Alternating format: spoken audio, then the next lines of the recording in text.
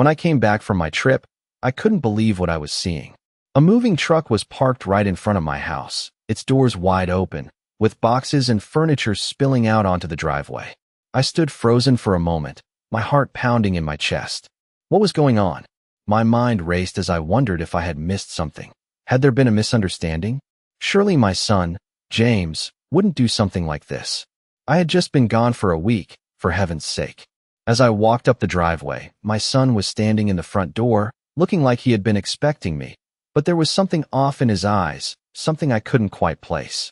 "Mom, I think we need to talk," he said. His words felt heavy, like they carried a weight I wasn't ready for.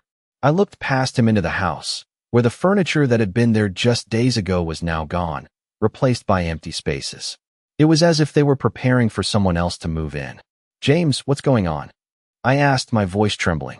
He looked at me for a long second before responding, his voice cold. "I've decided it's time for you to move out, Mom. You can't stay here anymore." I felt the world shift beneath me, as if I had just stepped off solid ground and was falling into an abyss. "Move out? What do you mean move out?" I stammered. "You heard me," he said, barely meeting my eyes. "I've made arrangements for you to move into a retirement home. It's for the best." I stood there, stunned, unable to comprehend the words that were coming out of his mouth. I had spent my whole life here, raising him, building this home with my late husband. And now, just like that, it was being taken away from me. I tried to speak, but the words stuck in my throat. How could he do this to me? How could he take everything we built together and throw it all away? "But this is my home," I finally managed to say, my voice rising. "Your father and I—" "No, Mom." James cut me off sharply. "It's not your home anymore. It's mine now. I've decided it's time for you to go." The finality in his voice hit me like a slap. My son, the one I had loved and cared for all these years, was treating me like I was nothing. I stood there in silence, my mind spinning. It wasn't just the move, the physical relocation. It was the way he said it, the coldness in his eyes, like he had been planning this for a long time. He had made the decision for me without even asking. And worse, he had no remorse, no hesitation. He was done with me. My heart felt heavy, as if someone had placed 1,000-pound weight on my chest. I had always tried to be there for him, to support him in every way I could. But now, in my hour of need, I was being cast aside. The reality of what was happening began to sink in, and I felt a wave of anger rise inside me. I wasn't just going to let this happen, not without a fight. But for now, I stood there in the cold silence, trying to gather the strength to respond, to find the words that would somehow make him understand. But I couldn't. He was already too far gone. The silence between us stretched, thick and heavy, as I stood in the doorway, staring at my son, James. His words still hung in the air, a bitter, cold truth that I couldn't shake. He had made his decision, and it was final. There was no room for negotiation, no sign of compassion, just an icy resolve that pierced through my every word. "James, please, you don't understand. This is my home," I pleaded again, my voice shaky. But he didn't budge. His face was expressionless, like a stranger who had no connection to the woman who had raised him. "It's for the best, Mom. You'll see," he said, his eyes still not meeting mine. The words stung more than I could have ever anticipated. This wasn't just a move to a new place. It felt like he was erasing me from his life. He was stripping away my identity, my history, everything that had mattered. "I've already taken care of everything," James added, his voice matter of fact. "You'll be comfortable. It's a nice place. Everything is arranged. You don't need to worry about a thing." He spoke as though this was just another transaction, another thing to check off his list. But to me, this was the end. This was the moment I realized that everything I had worked for, everything I had given, meant nothing to him anymore. The home where I had spent decades raising him, where I had poured my love and energy into every room, was suddenly not enough. I had spent years making this place a home, creating memories with my late husband, building a life with love and care. And now, it was being ripped away from me without so much as a second thought. The weight of his words settled in, and for a moment, I couldn't move. I felt the house around me, the empty rooms, the silence that had once been filled with laughter, closing in. But I refused to show him the depth of my hurt. I had to keep it together. "When did this happen, James?" I asked, trying to steady my breath. "When did you decide this for me?" He sighed, as though my question was irrelevant. It's been a while, Mom. I've been thinking about it for some time now. Thinking about it, I echoed, the disbelief rising in my voice. How could you not tell me? How could you just make this decision for me without asking, without even giving me a choice? He looked away, clearly uncomfortable with the confrontation. I thought it would be easier this way, he mumbled. Easier? For whom? It felt like he was speaking about a piece of property, not a mother. You're not even giving me a chance to adjust, I said, my voice barely a whisper. You've made up your mind already. He nodded, his expression distant. It's better this way, Mom. You'll be happier in the long run. His words didn't reach me, didn't touch the deep sense of betrayal that was settling into my bones. I'm not ready for this, James, I said, my voice cracking. I don't even know where I'm supposed to go. You'll figure it out, he said, almost dismissively, and then added, I've already made sure you'll have what you need. Just take it easy. Take it easy? How could I? I stood in the doorway, rooted to the spot, my mind racing. Everything had changed. Everything I had known, everything I thought was secure, had just slipped away. I thought I knew my son, but in that moment, I realized I didn't recognize him at all. He was a stranger to me, someone who had no empathy, no understanding of the woman who had given him everything. I wanted to scream, to beg him to remember who I was, to remember how much I had sacrificed for him, for our family. But instead, I stood there in silence. My chest ached, my heart heavy with the weight of his words. You don't get it, do you? I whispered. But he didn't answer. He didn't need to. The decision was made, and I was no longer welcome. The house, my home, was no longer mine. And just like that, everything I had built, every memory, was being erased. The pain was unbearable, but I had no choice but to accept it. The reality was staring me in the face. I had no place here anymore. The sound of the front door shutting behind me echoed through the empty hallway as I stood there, frozen in place. James had left to finish his errands, leaving me alone with the growing realization that my life had just been turned upside down. I walked slowly to the living room, my eyes scanning the room as if hoping for something to change. But nothing did. The walls I had decorated with family photos, the old armchair where I had spent countless hours reading, the kitchen where I had cooked dinner for years, everything felt foreign now. It was as if this house, once filled with life and laughter, had turned into a cold, indifferent shell. I sank into the armchair, my hands trembling as I traced the worn fabric with my fingers. The silence in the house was deafening. It was the kind of silence that settled in after the last words had been spoken, after the last goodbye had been said. I thought about James and the way he looked at me, like I was an inconvenience, a burden he couldn't wait to get rid of. I had always been there for him, through every stage of his life, every challenge, every success. And now, in the blink of an eye, he had dismissed me, as though I no longer mattered. I tried to shake off the feeling, but it clung to me, suffocating me.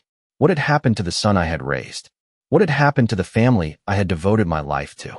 I closed my eyes, trying to hold back the tears that threatened to fall, but I refused to cry. I wouldn't give James the satisfaction.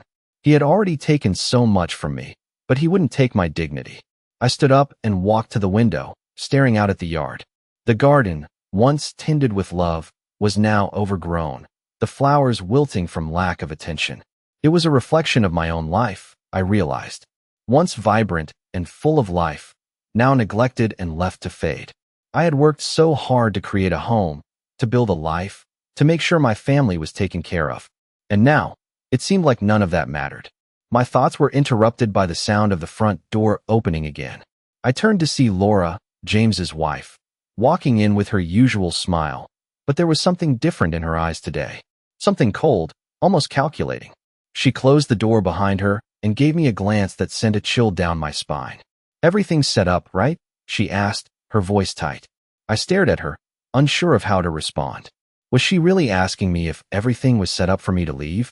Was she actually going to stand there and pretend like she hadn't just been part of the betrayal? I had never trusted Laura, but I never imagined she would be capable of something like this. She had always been distant, but now she seemed almost pleased with herself. I could feel my anger bubbling up inside, but I kept it in check. I wouldn't let her see how much she hurt me. You've made your decision, I suppose, I said quietly, my voice steady, though it took everything in me not to break. Laura looked at me for a moment, her eyes flicking to the empty space where my things used to be. "We just want what's best for you, you know," she said, her tone dripping with fake sweetness. "You'll be happier in a smaller place. No more worrying about upkeep. No more being alone." I clenched my fists at my sides, but I didn't let it show. "I don't need your charity, Laura," I said, my voice firm. "I've spent my life building this house, this family. And now, you and James are throwing me out like I'm nothing." She opened her mouth to respond, but I cut her off. "No, don't try to justify it. I see exactly what's going on here. You both want me out of the way so you can take what's mine." Her smile faltered, but she quickly recovered, her gaze sharp. "You don't understand. This is for your own good. For my own good." I repeated, incredulous. "You've made up your mind without asking me, without even giving me a choice. How is that for my own good?" Laura took a step forward, lowering her voice. "It's not personal, Margaret. It's just business." Business. Those words hit me harder than I could have ever imagined. I realized then that to them, I wasn't family anymore. I wasn't a mother. I was just an inconvenience, a problem to be solved. And as much as I hated it, I knew I had to find a way to fix this. For my own peace of mind, for my own dignity. I couldn't let them win. Not like this. The next few days blurred together in a haze of disbelief and frustration. I spent my time packing up what little remained of my life, carefully folding clothes and sorting through the keepsakes that had once meant so much to me.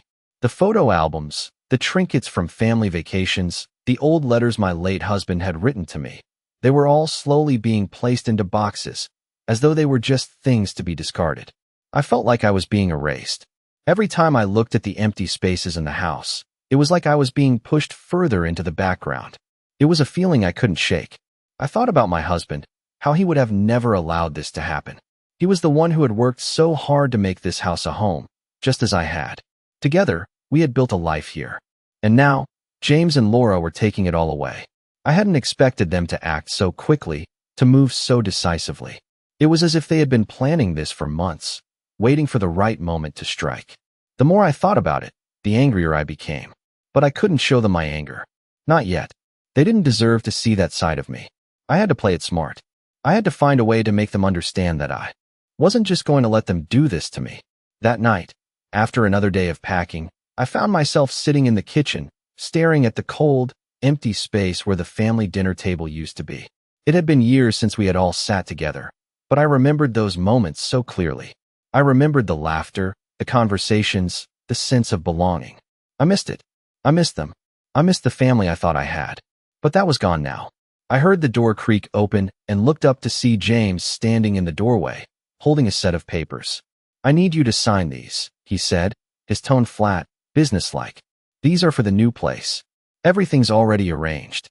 We just need your signature." He handed me the papers, but I didn't take them right away. I couldn't bring myself to. I wasn't ready to give up. "I'm not signing anything," I said firmly, my voice steady. "You can't force me to."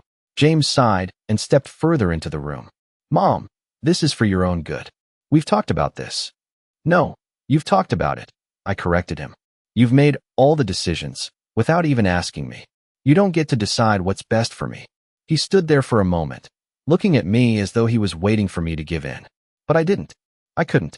"I'm not going anywhere, James," I said, my voice breaking through the silence. "I don't care what you or Laura have planned. This is my home, and I'm not leaving." He stared at me, his face hardening. "You don't have a choice, Mom." His words were like a punch to the gut, but I didn't let him see how much they hurt. "I do have a choice," I said quietly. "I can leave, or I can fight. But I won't just walk away." He didn't respond right away. Instead, he just stood there, watching me, his expression unreadable. Finally, he turned and walked out of the room, leaving me alone with the papers. I didn't know what to do with them. Part of me wanted to rip them up, to throw them in his face, and tell him to leave me alone. But I knew that wouldn't solve anything. I needed a plan. I needed to find a way to take control of this situation before it consumed me completely. And I would. I wasn't going to let James and Laura win. Not like this. The days that followed felt like a blur. I continued to pack, though it felt like I was preparing for a battle I didn't know how to fight. The house that once felt like a sanctuary now felt like a prison. Each room, once filled with laughter and memories, felt colder. I walked through the hallways, my hand brushing against the walls as if trying to hold on to something that was slipping away from me. The silence was suffocating, and every creak of the floorboards reminded me of what was being taken from me. I hadn't spoken to James since our confrontation, and each moment that passed made it feel more real. This wasn't just an argument. It was a turning point. It was the moment I realized I no longer knew my own son. I used to think I could read him like a book.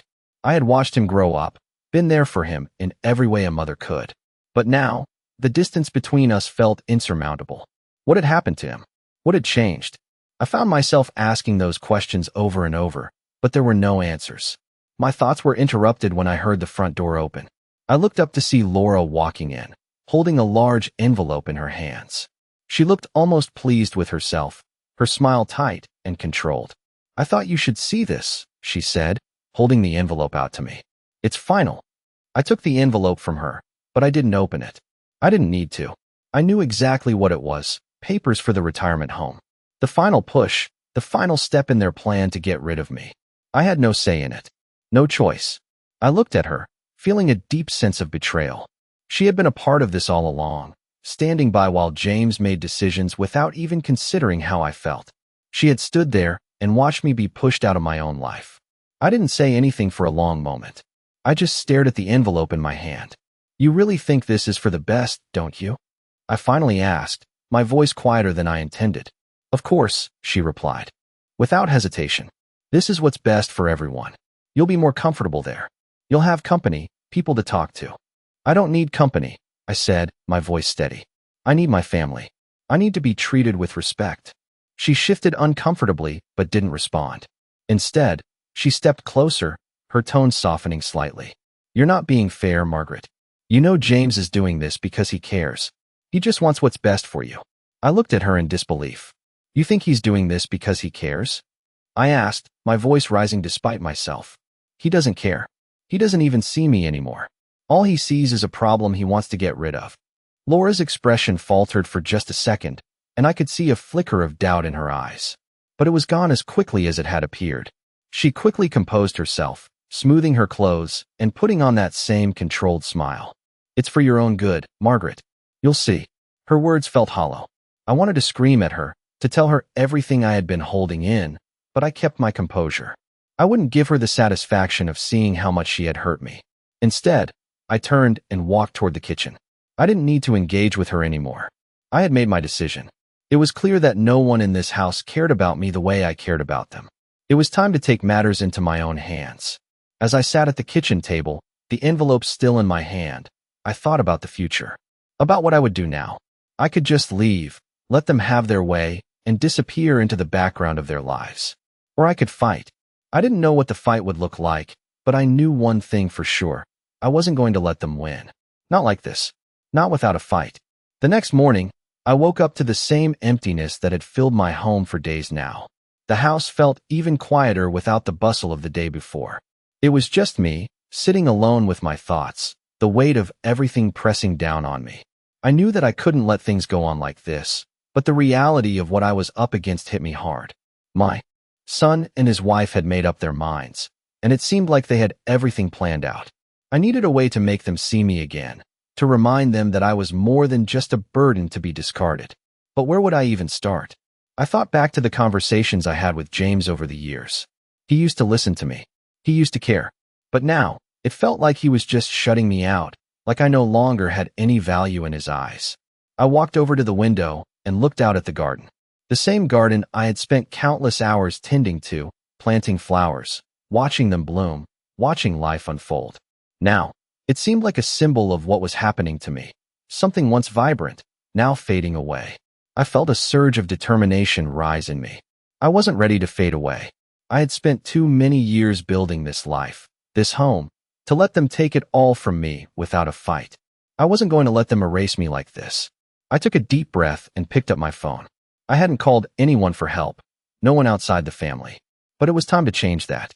I dialed the number I knew by heart, the number of Robert's old attorney, Martin Reynolds. He had been a good friend to us, someone I trusted. Maybe he could help me figure out what to do next. The phone rang 3 times before Martin answered, his voice calm and familiar. "Margaret, it's been a while. How are you?" "Not well. Martin, I replied, trying to steady my voice. I need your help. There was a pause on the other end of the line, and I could almost hear the concern in his voice.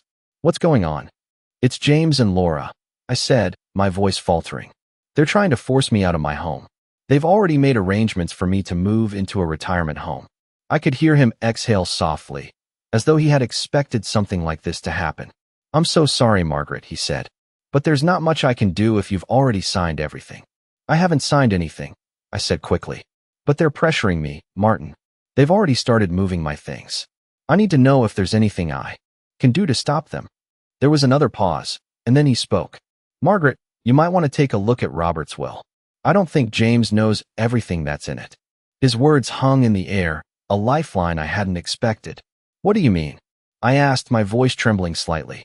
I mean, Martin continued, Robert made sure to protect you in a way that James and Laura might not be aware of. I'll send you a copy of the will. There may be clauses in there that could help you. I felt a spark of hope flicker inside me. Maybe this wasn't over after all. Please, Martin, I said, my voice stronger now. Send it to me. As soon as possible. I'll have it to you by the end of the day, he promised. In the meantime, don't sign anything. Don't let them push you into anything. Thank you, I whispered, relief flooding through me for the first time in days. I hung up the phone and sat there for a long while, staring out at the garden. For the first time in what felt like forever, I allowed myself to feel something other than despair. I wasn't alone in this fight. I had someone on my side, and I wasn't going to give up. I wasn't going to lose my home without a fight. By the time the will arrived, I had spent the last 2 days and a days walking through the house, reflecting on everything that had happened.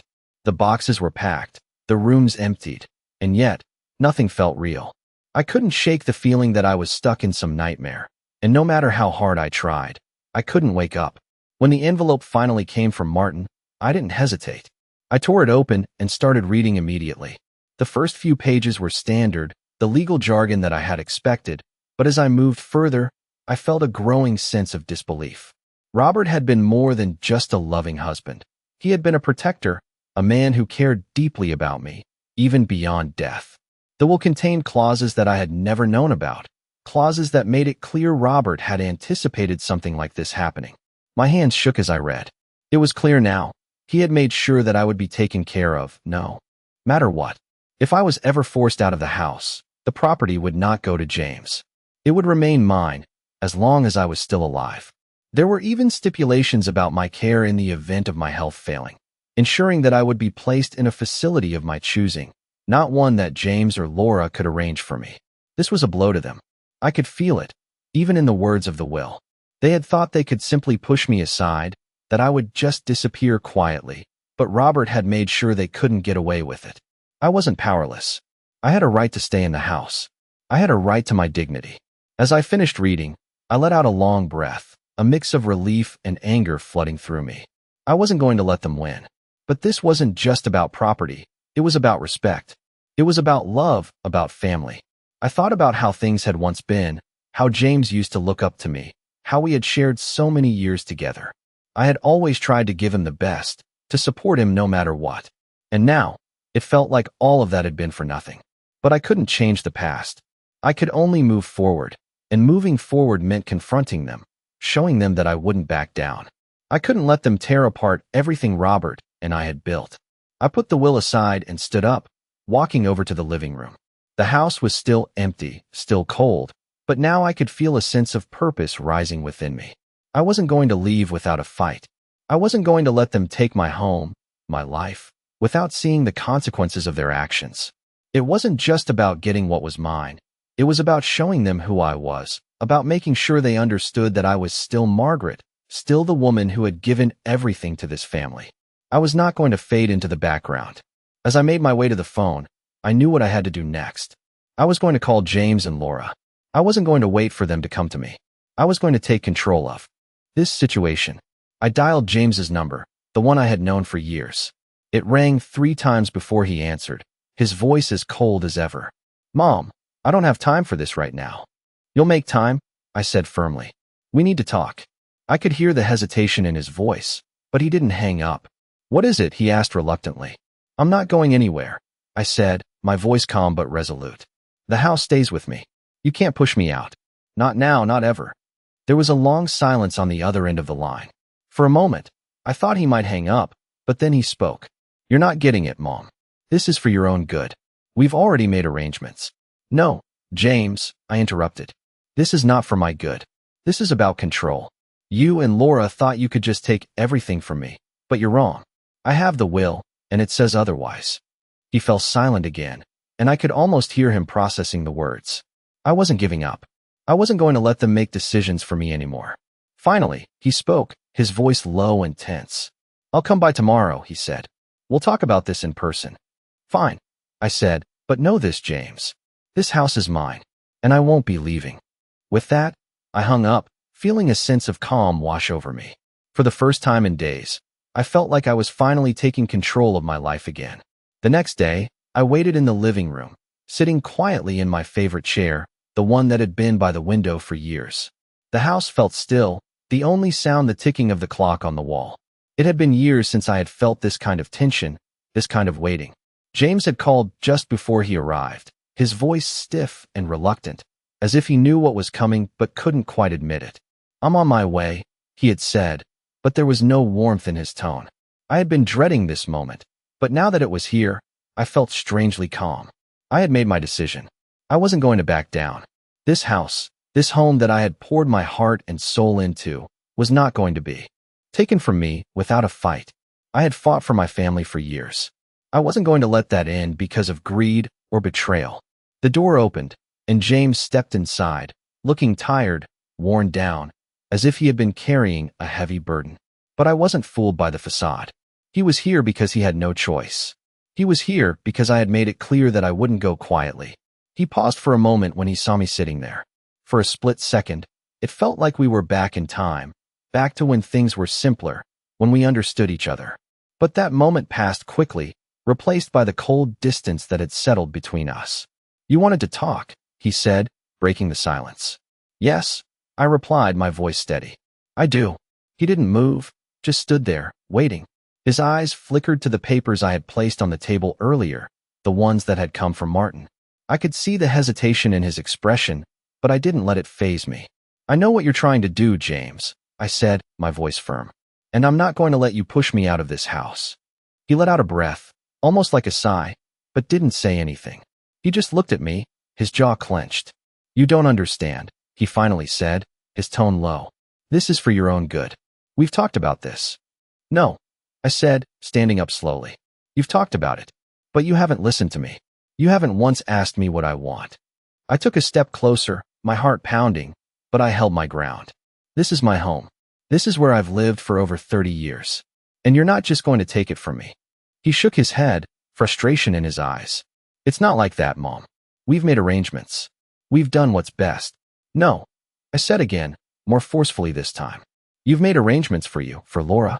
You've decided what's best for me without even asking. You've taken everything from me, my home, my life, and now you're trying to take my dignity too. The silence that followed was thick, heavy with the unspoken words between us. I could see the anger building in his eyes, but it wasn't the same anger I had seen in the past. This was something colder, more calculated. I didn't want this, James said, his voice quieter now, almost regretful. But you've made it impossible. You won't accept help, you won't listen. Because I don't need your help, I replied, the words coming out sharper than I intended. I've been independent my whole life, James. I raised you to be strong, to stand on your own 2 feet. I'm not some burden that you can throw away. There was another long pause. I could see him struggling with what to say, but he didn't speak. He just stood there, eyes cast downward, and for a moment, it felt like he wasn't looking at me at all. He was looking at something else, something far away. I've made my decision, I said, breaking the silence. I'm not going anywhere. He looked up at me then, his face softening just a little. You don't have to make this harder, Mom. It's already hard, I said, my voice a little softer now. But this is my home, and I will fight for it. I won't let you push me out, James. Not now, not ever. He opened his mouth to say something, but then closed it again, as if the words had gotten stuck. He didn't look angry anymore, just lost. I saw the conflict in his eyes, the guilt, the regret, but it was too late. He had already made his choices, and I had made mine. I don't want to fight you, he said finally, his voice barely above a whisper. But I have to do what I think is right. And so do I replied quietly. And I'll be here, standing my ground, no matter what. With that, he turned and walked out of the room, the door closing softly behind him. I stood there for a long while, the weight of everything settling on my shoulders. But I didn't feel defeated. I didn't feel broken. For the first time in a long time, I felt strong. I wasn't going to let this go. I wasn't going to let James or Laura take away everything I had worked for. Not without a fight. Days passed, and the house felt emptier than ever. The quiet was deafening, and I found myself wandering through the rooms, looking at the places where memories used to live. It felt like I was a ghost in my own home. I had stood my ground with James, but I knew the fight wasn't over yet. He had walked out that day, but I had no illusions that he was just going to let it go. Laura was another story. She was quieter, more calculating, and I knew she wouldn't back down easily either. I spent the next few days gathering my thoughts, sorting through what I had left, and preparing myself for whatever was coming next. I had already contacted Martin, and he promised to help me with the legal side, but there was still so much uncertainty.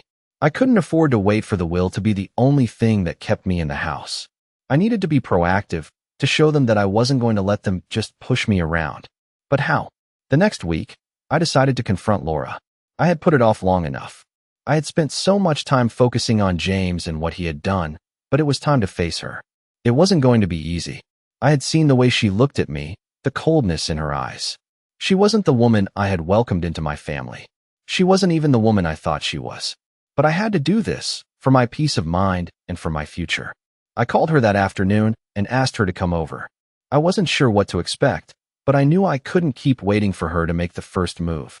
When she arrived, she walked in with that same false smile, as though nothing had happened, as though she wasn't part of the plan to take everything from me. "Hi, Margaret," she said in that saccharine tone I had grown to hate. "What's going on?" "We need to talk," I said, trying to keep my voice steady. "Of course," she replied, taking a seat without waiting for me to offer. I sat across from her, staring at her, trying to find the words. I could feel my heart racing, but I wasn't going to let her see it. I wasn't going to let her control this conversation the way she had controlled everything else. "What's your plan, Laura?" I asked, my voice calm but firm. "What do you mean?" she asked, her brow furrowing in. Faux confusion. I could see right through her act. "I mean, what's your plan with this house? With me? Do you really think you can just take everything and walk away without consequences?"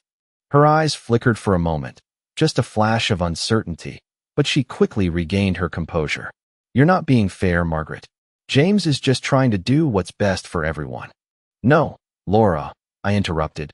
"James is trying to do what's best for him, for you. He doesn't care about what's best for me. This house is mine, and I won't let you take it from me." I saw the faintest twitch of her mouth, as if she were about to smile, but she quickly stopped herself. "You really think you can stop this? You really think you can hold on to something that's not yours anymore?" she asked, her voice low, almost mocking. "I don't care what you think," I replied, standing up. "This house is mine, and I have a right to it." Her eyes hardened, and for a moment, I saw the true Laura, the one behind the mask, the one who was willing to do anything to get what she wanted. But I wasn't afraid anymore. I had the will, I had my dignity, and I wasn't going to let her take that from me. "You can't keep pretending, Laura," I said. "You can't keep acting like this is all a game. You're not going to win." There was a long silence between us. I could feel the tension building, but I refused to back down. Finally, Laura stood up, her expression cold. "This isn't over, Margaret," she said, her voice laced with anger. "We'll see about that," I said calmly, not flinching. She walked out without another word, and I stood there for a moment, feeling the weight of the conversation settle in. It wasn't over, but I was ready for whatever came next. The days after Laura's visit felt like a slow burn. I could feel the tension in the air, like a storm was brewing just beyond the horizon. James and Laura were playing their game, trying to wear me down, trying to make me feel like I didn't belong. But I wasn't going to give up. I wasn't going to let them win. The next week, Martin called to confirm that he had everything in order. The will had been clear. Robert had set things up so that I wouldn't lose my home. But the more I thought about it, the more I realized that it wasn't just about the house.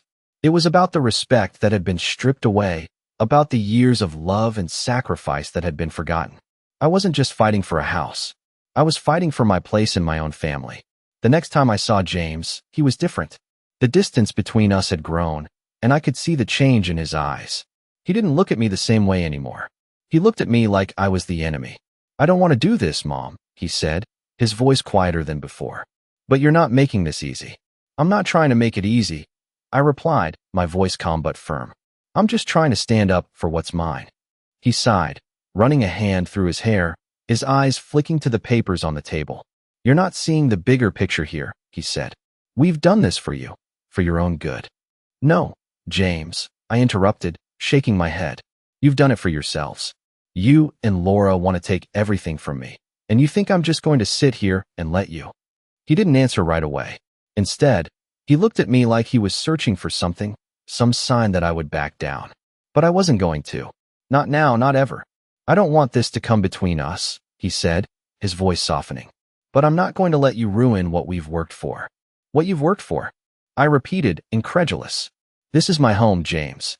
Your father and I built this together. I raised you in this house, and now you want to take it all away." His jaw clenched, and for a moment, I thought he might say something else. But he didn't. He just looked away, his eyes dark with frustration. I knew then that he had already made his choice. He wasn't going to back down, not without a fight. But neither was I. "I'm not leaving," I said, my voice steady. "This is my home, and I'll fight for it if I have to." He didn't speak again, just turned and walked out of the room. I stood there, feeling the weight of the conversation settle in. It was clear that this wasn't just about property anymore. It was about family, about the ties that had been broken. And as much as I hated it, I knew that it wasn't just James the First was fighting against. It was the entire life we had built together, the foundation of trust and love that had been shattered. But I wasn't going to give up. Not now, not ever. I wasn't going to let them take everything from me without a fight. I had the will, I had the law on my side, and I had my dignity. And I wasn't going to lose it. The tension had built up so much that every word, every glance seemed to hang in the air, heavy and unspoken. James hadn't come back the following day, nor did he try to call. The silence between us was now unbearable, and the weight of his absence felt like a quiet rebellion, as if he were waiting for me to give in. I wasn't sure what he was waiting for, but I wasn't going to be the one to break. Laura, too, hadn't called or shown any sign of backing off. She had been quieter since our conversation, but I knew better than to think she had given up. She was plotting her next move, waiting for the right moment to strike. The phone rang late one afternoon, pulling me from my thoughts. I picked it up, my heart racing, expecting it to be either one of them. It was Martin. "Margaret, I've got some news for you. The will's clauses are clear, but there's something you need to know about the property." His voice was steady, but there was an undertone of urgency that made my heart skip. "What is it?" I asked, my voice low. "James doesn't know about a provision in the will. Robert made sure the property would remain yours if you were still alive when the sale went through. But there's more. If you ever felt forced out, if they tried to push you out, it gives you the right to challenge it in court." I sat up straight, my pulse quickening. "What do you mean by challenge it?" I asked. "You have leverage, Margaret. The will protects you. You can stop the sale and keep your home if you want to." The words hung in the air as I processed them. For the first time in days, I felt a spark of hope. It wasn't just the will that had kept me in the house. It was Robert's final gift to me, a safety net that I hadn't even known about until now. "I won't let them take it from me," I said firmly, more to myself than to Martin. "I've spent enough time watching them tear things apart. It's time I fought back." Martin's voice softened. "I'll be with you every step of the way, Margaret. I'll send you the paperwork, and we'll take it from there." I hung up the phone, my hands trembling slightly as I set it down. The truth was, I had never been one to back down. I had always fought for my family, for my home, and I wasn't about to stop now. I glanced around the room, my eyes landing on the spot where my husband's favorite chair used to sit. He was gone, but his presence still lingered in every corner of this house. This was still our home, and no one was going to take that from me. I spent the next few hours going through everything again, carefully reviewing the documents Martin had sent. The clauses in Robert's will were clear, and I knew what I had to do. The legal battle wasn't going to be easy, but I wasn't afraid anymore. I had the law on my side, and I had something more important, the right to stand up for what was mine. The next morning, I called James. I knew he wasn't expecting me to reach out, but I needed him to understand that this wasn't just about his wishes anymore. "James," I said when he picked up the phone, my voice firm. "We need to talk." He sighed, the sound heavy with exhaustion. "Mom, we've already talked. I don't know what else to say." "You don't need to say anything," I replied. "But I'll tell you this. I'm not leaving. And I'm not backing down." There was a pause, a long silence, and then he spoke. "You don't understand," he said quietly. "I'm just trying to do what's best." "You're not doing what's best," I said, my voice unwavering. "What's best for me is being able to stay in my home, not being pushed out like this." The silence on the other end of the line stretched, and for a brief moment, I wondered if he was finally hearing me, finally understanding. But then he spoke again, his voice colder than before. "You can't stop this, Mom. I've already made up my mind." "No, James," I said firmly. "You made up your mind, but you didn't make it alone. I have a right to stay here, and I will fight for that." The conversation ended soon after, but I knew the battle was far from over. I had no illusions about what was ahead. But one thing was clear, I was ready. Ready to fight for my home, for my dignity, for the life I had built here. And I wasn't going to stop until I had it back.